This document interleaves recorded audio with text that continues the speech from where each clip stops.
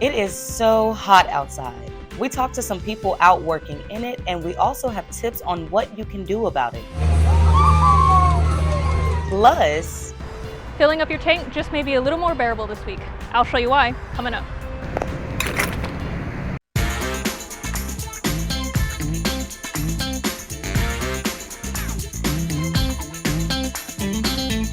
Hi everybody, and welcome to the summer edition of Bobcat Bulletin. I'm Jaira Simpson. Speaking of summer edition, as soon as you open your door, you're suddenly greeted by the dry Texas heat. With these new record highs, we could become the next Arizona. Reporter Lily Patino helps us tolerate the heat. Hi, I'm Lily Patino, and I'm here with the Bobcat Bulletin. This summer in Texas, temperatures are getting as high as 106 degrees, and people are just trying to find new ways to stay cool. Today, I have a few tips and tricks to help you beat the heat. To start the day, check the weather before leaving the house. Most smartphones have a built-in weather app that is easy to check. On my smartphone, I can see the current temperature, which is 103. And if I scroll down, I can view the 7-day forecast along with the UV index and what it feels like outside compared to the actual temperature. Depending on the weather that day, you can pick out an outfit that will keep you cool all day long. We talked with a local mail carrier and asked him how he was coping with the heat during his daily runs. Basically, I sleeve up. I try to cover up with these sleeves you see here. I wear the sun helmet to keep the air kind of flowing and the heat off my ears and my head. Also, before you go, be sure to grab a water bottle to keep you hydrated throughout the day. Another way to stay hydrated is picking up a hydration supplement, such as a Gatorade or something high in electrolytes. If you're working or doing activities outside, it is important to take frequent breaks in the shaded areas or places with air conditioning. I try to stay along the shady areas of the building when I'm walking. Right. If I go into a building or a business, I may stay in there for a little bit just to let the AC kind of cool me off. If you aren't able to do this, the next best thing is to jump in the river or a local pool. What are y'all doing to stay cool? We just got back from the river. We spent the last 3 hours in the San Marcos River. Just got here a little while ago. Finally, it is best to avoid strenuous exercise or work outside during the hottest part of the day, which is 1 in the afternoon to 6 in the evening. Use these few tips to ensure you have a healthy and fun-filled summer. I hope this helps. Stay cool, San Marcos. Monday was one of the hottest days ever in Central Texas, and we broke heat records all week.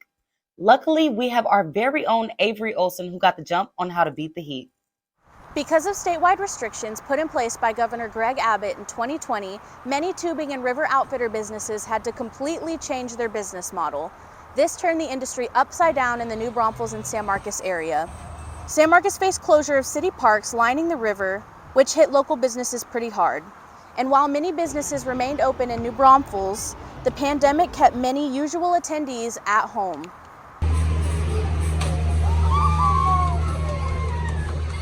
I'm Kobe Olson and I work for this company PTR, and what we do is we'll go down the Guadalupe with canoes and we'll pick up trash. I've been working here for about 1.5 years. Oh, definitely, since I first started, I've noticed that there's been more of a rise of people. It's not too bad this summer, it's just that the water's been a lot lower, so everything's a lot slower. So people just stay bunched up. There's definitely been more people this year than last year. For the most part, it's gone back to normal, but there's still some protocols, I think, that people are taking when they want to go out there. But now, 2 years later after the rise of COVID-19, the crowds that once flooded these rivers have returned in full force. My name's Sione. I play football here at Texas State. Since I did transfer here, and over the 2 years, I have seen the river become more populated. This summer's been the hottest. People are looking for a place to cool down, and the river seems like the perfect spot, especially here in San Marcos. So you may have noticed gas prices aren't good, but they're better. You can find it for less than $4 a gallon in a few spots around here. Gas Buddy studies prices, and they reported that gas has been dropping for almost a month. Take that with a grain of salt, because a month ago, in mid-June, they were at record highs. But Patrick DeHaan at Gas Buddy tells us why prices should keep dropping. Gas prices will go lower, even at those stations that are just freshly dropping under that $4 mark. And a lot of that is because the plummet in the price of oil that's recently occurred will likely take 2 to 3 weeks for stations to fully pass along. Crude oil dropped below $100 a barrel and gas prices are falling across the South, including here in Texas. The average price of a gallon of gas is 30 cents less than a month ago. Gas Buddy's report says they should drop another 25 to 50 cents per gallon in the coming weeks. Gas prices have been brutal this summer, but Bobcat Bulletin's Tatiana Torres has some good news for San Marcos drivers. Just a few weeks ago, gas was averaging as high as $4.70 a gallon. This week, however, Texas has seen the largest week-to-week price drop in 2022 so far. After months of watching the price of gas increase towards record-breaking prices, Texans can finally enjoy some relief. According to AAA, the cost of gas in Texas has dropped 19 cents per gallon on average for both regular and unleaded fuel. While here in San Marcos, residents have seen a 22-cent drop since last week and a whopping 49 cents since last month. Money on other things like hanging out, groceries, stuff like that, because everything's going up. So it just feels good for gas to go down. I'm not satisfied with $3 though. I just need to touch the twos. We'll be in business. Regional fuel supply, as well as concerns about a decline in global demand later this year. Although experts say we probably won't see last year's average gas prices anytime soon, for now, drivers can continue to enjoy some relief. For Bobcat Bulletin, I'm Tatiana Torres. A major building on the Texas State campus will get a new name. It's the Undergraduate Academic Center, or UAC, just up the hill from Guadalupe Street. The University Star reports that the Board of Regents voted unanimously to rename it for President Denise Trout. She led the university for the last 20 years. Under her tenure, enrollment grew 50%, the Round Rock campus opened, and Texas State became a Texas Emerging Research University. President Trout retired at the end of June. She's the first Texas State president to retire, being honored with the title President Emeritus. I've heard there are some new places in the square. I haven't been to any yet, but we'll give you an update on a couple of those. We'll also take you to a place in San Marcos that's been around for a while. San Marcos has had a farmer's market since the late 80s. What's new at the market? Well, we're getting ready to show you.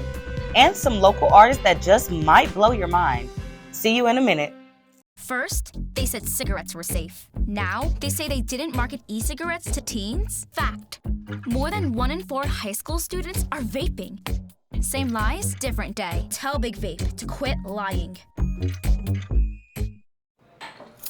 What do you think you're doing, Kevin?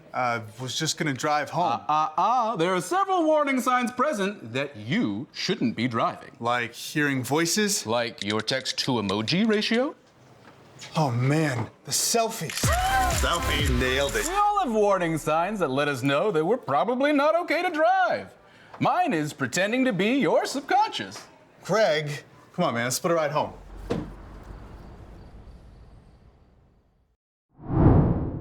The square is always a hot spot for Texas State students, even when it isn't 100 degrees. Reporter Brian Johnson shows us a new business and a new restored classic will give us some new choices. In the 2 years following the start of the COVID-19 pandemic, communities like the city of San Marcos have begun to rebound in business and entertainment. In the old downtown area of San Marcos, also known as the Square, the new construction and renovation of shops, restaurants, and bars are helping revitalize the 150-year-old neighborhood. Jack's Burgers, an up-and-coming burger joint from the Houston area, has made its way to Central Texas, choosing to set up shop here in the Square. While Jack's Burgers and other new name restaurants begin to gain some attraction and make names for themselves, older and more traditional spots in the area have sought to grow business by undergoing renovations. The Mark, a local nightclub popular to the college students in the city for its raves, Latin, and throwback nights, is one of several other places deciding to change up its look, hoping to boost in more partygoers. We asked locals in the area why they think the Square is a big destination to open new business and entertainment places in San Marcos. I think the square is very beneficial to San Marcos and specifically Texas State. It's really accessible for a lot of students who live on or around campus because they can just walk there to do whatever shopping they may need. And then obviously local businesses will be drawn to that area because they know that it's a place that gets a lot of traffic. So it's really mutually beneficial for everyone involved. And it's really important, I think, for towns to have that sort of central town square. Future businesses are coming underway in San Marcos as well, including a Brooklyn James boutique shop and Burlington Coat Factory. This is Brian Johnson, Texas State News, San Marcos. With all the new businesses, there's one outing that remains constant: the San Marcos Farmers Market. Samantha Canizales shows us the local arts, crafts, tasty fruits and vegetables, and more.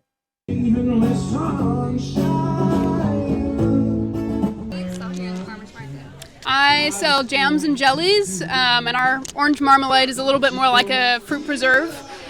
But yeah, they're made locally under the Texas Cottage Kitchen Law, and we try to make them as sustainably as possible, as naturally as possible. Like the Mustang grape comes directly from it grows wild, and it comes directly from the farm of Mr. J. Hebert, who makes the jams.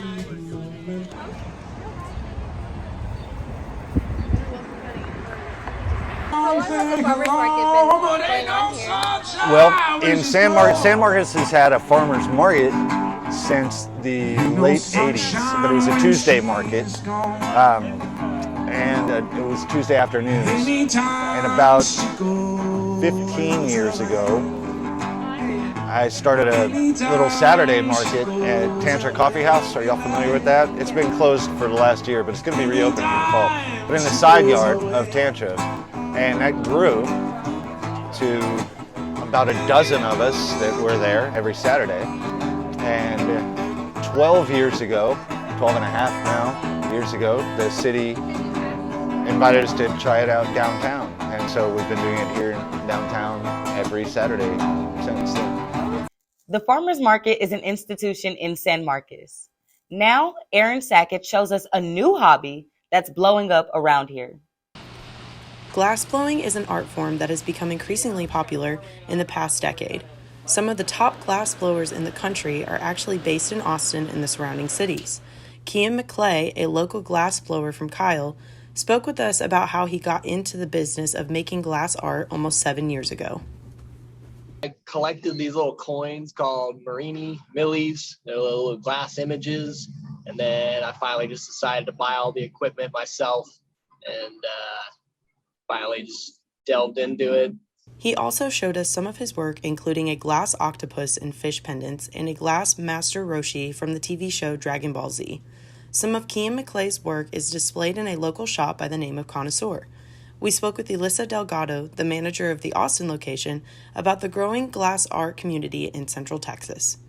Connoisseur, I was a frequent member, going inside, and one day the manager just asked me if I wanted a job, and lo and behold, there was a whole community out there that I wasn't even aware about, and plus people have so much talent to where it's how can you not get into a community that great and positive and supporting.